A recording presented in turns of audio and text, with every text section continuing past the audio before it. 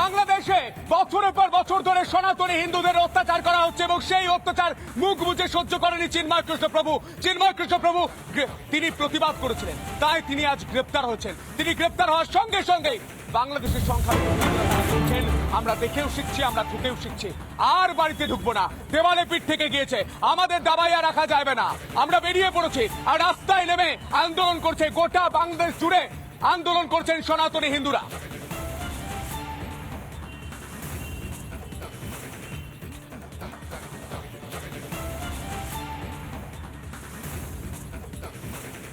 And I just wanted to voice my deep concern and sadness about the situation in Bangladesh that has been getting worse over time, and now with the detention of our dear brother Chinmay Krishna Prabhu, we're really feeling worried that Bangladesh has no control over protecting minorities in their country.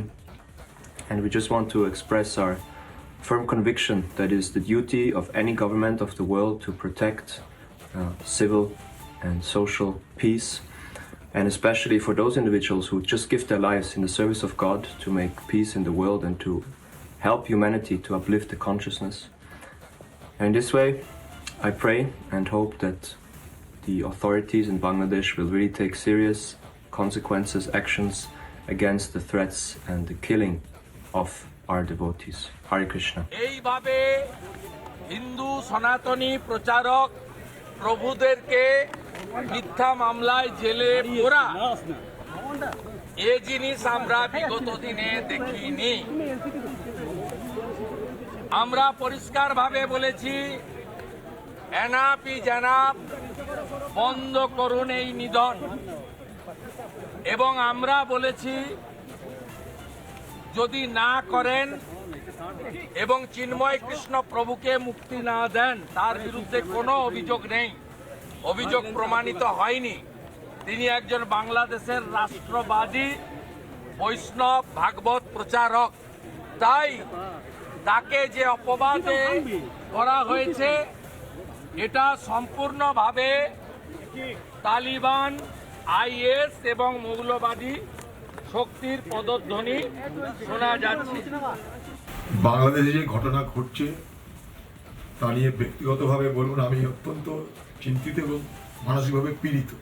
যে ইস্কনের যে সন্ন্যাসীর কথা বলছেন আপনারা, চিন্ময় সন্ন্যাসী, তাকে যেভাবে গ্রেপ্তার করা হয়েছে রাষ্ট্রদ্রোহের অভিযোগ করে, এটা তো স্পষ্ট যে হিন্দু সম্প্রদায়ের যে প্রতিরোধ হচ্ছে সেটাকে দুর্বল করে দাও। বাংলাদেশের এই ঘটনায় আমরা যার করোনায় চিন্তিত। যেটা হচ্ছে বাংলাদেশে অন্যায় হচ্ছে, যেটা হচ্ছে দুষ্কৃতি রাজ চলছে, এটা কাম্য নয়। এর আগের সরকার ধর্মনিরপেক্ষ ছিল, তাই ওখানে হয়েছিল, মানে প্রোগ্রেস হয়েছিল। ধর্মনিরপেক্ষতাই প্রোগ্রেস আনে। যদিও আমরা অন্য দেশের ব্যাপারে কথা বলি না, এটা সেন্ট্রাল গভর্নমেন্ট বলে, এবং সেন্ট্রাল গভর্নমেন্ট নিশ্চিতভাবে আমি আশা করি যে স্টেপ নেবে। শ্রমিক ভট্টাচার্য বলছেন, সবাই বলছেন উনি নেচে নেচে হিন্দু হওয়া যায় না। ওখানে যদি মানুষের ওপর অত্যাচার হয়, আমরা মানুষের কথা বলবো।